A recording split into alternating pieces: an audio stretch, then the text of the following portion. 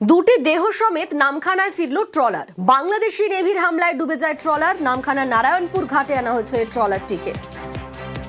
ময়না তদন্তে পাঠানো হয়েছে দুই মৎস্যজীবীর দেহ। আমাদের সঙ্গে রয়েছেন প্রতিনিধি বিশ্বজিৎ হালদার। বিশ্বজিৎ, আমরা দেখেছিলাম ভারতের জলসীমায় ঢুকে বাংলাদেশি নৌসেনা হামলা চালিয়েছিল এবং এখন পর্যন্ত দুটি দেহ নিয়ে আসা হয়েছে। তাদের দেহ কিভাবে উদ্ধার করা গেল? হ্যাঁ দেখো, গতকাল রাত্রে এই যে এফবি পারমিতা ট্রলারটিকে উপকূলে আনা সম্ভব হয়েছে এবং তারপর সেই ট্রলারের ভেতর থেকে যে তার জল ছিল সেই জলটা বাইর করার পর সেই ট্রলারের কেবিন থেকে এই দুটো দেহ উদ্ধার হয়। একজনের নাম হচ্ছে সঞ্জীব দাস এবং সুবীর দাস, দুজনেই কাকদ্বীপের বাসিন্দার এবং তাদের এই দুটো আপাতত তাদেরকে আজকের ভোর রাতে নামখানা নারায়ণপুর ঘাটে তাদেরকে নিয়ে আসা হয় এবং তাদের দেহ ইতিমধ্যেই কাকদ্বীপ হাসপাতাল মর্গে পাঠানো হয়েছে। আজকে তাদের দেহ কিন্তু ময়নাতদন্ত করা হবে।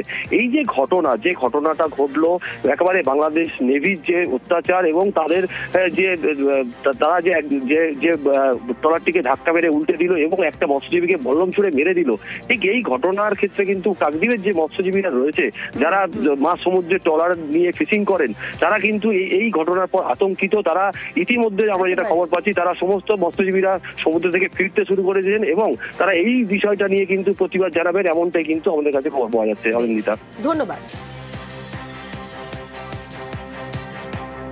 ভারতীয় জলসীমান্তে ঢুকে বাংলাদেশি নৌসেনার হামলা, বল্লমছড়ে কাকদ্বীপের মৎস্যজীবীকে খুনের অভিযোগ। এখানেই শেষ নয়, অভিযোগ বল্লমছড়ার পরে বাংলাদেশি নৌসেনার জাহাজ কাকদ্বীপের মৎস্যজীবীদের ট্রলারকে ধাক্কা মেরে ডুবিয়ে দেয়।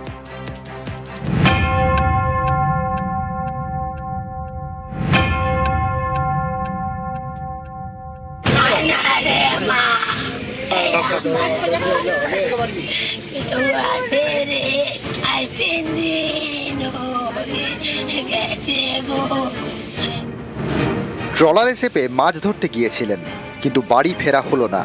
অভিযোগ, বাংলাদেশি নৌসেনা ছোড়া বল্লম কাকদ্বীপের মৎস্যজীবীর পেট এফোড় ওফোড় করে দেয়।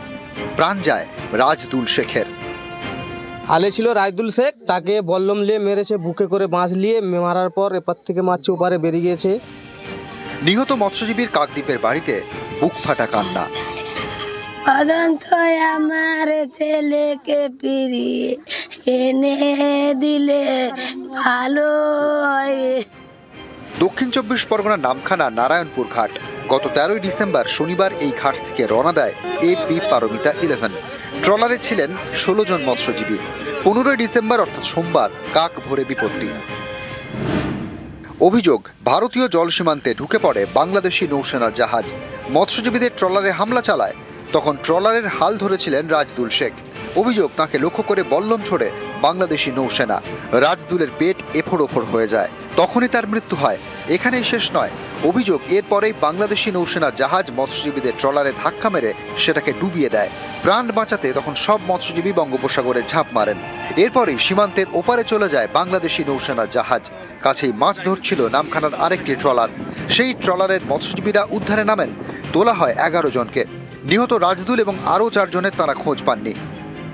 হালে ছিল রাজদুল শেখ, তাকে বল্লম নিয়ে মেরেছে, বুকে করে বাঁশ নিয়ে মারার পর এপার থেকে মাছ ওপারে বেরিয়ে গিয়েছে। সঙ্গে সঙ্গে ট্রলারটা কি করলো, লেবি চেলিয়ে এরকম পাল্টি দিয়েছিল। ইন্ডিয়ান কোস্ট গার্ড যদি ওদের ট্রলার ধরে, ওদেরকে তো এরকম ডুবিয়ে মারধর করে তো কিরকম কিছু করে না, ক্ষতিগ্রস্ত করে না। তাহলে ওদের বাংলার লেবি এসে কিছুর জন্য আমাদের ট্রলারকে, হ্যাঁ তারা গিয়েছে, তারপরেও যদি ওপারে যায় তো ধরে নিয়ে যাবে, তাহলে তাকে এরকম মারধর করা হবে, অত্যাচার করা হবে তার উপর দিয়ে, তো মেরে ফেলা হলো। তো তাহলে আর কি হলো ওটা?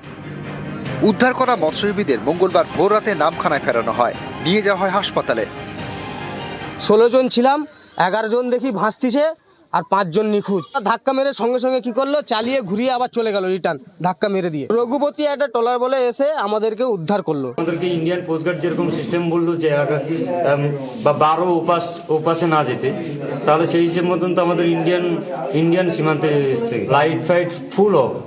আমরা যেরকম একটা সিস্টেম জানি, ওরা কোনো রকম একটা সিগন্যাল দেয়, কোনো একটা বার্তা দেওয়ার চেষ্টা করে, সেরকম কিচ্ছু দেয়নি। আমরা নদীতে ভাসছিলাম, আমাদেরকে রঘুপতি নামের একটা ট্রলার আমাদেরকে রিসিভ করে নেয়। আপাতত আমরা 11 জন এসেছি মাঝি সঙ্গে।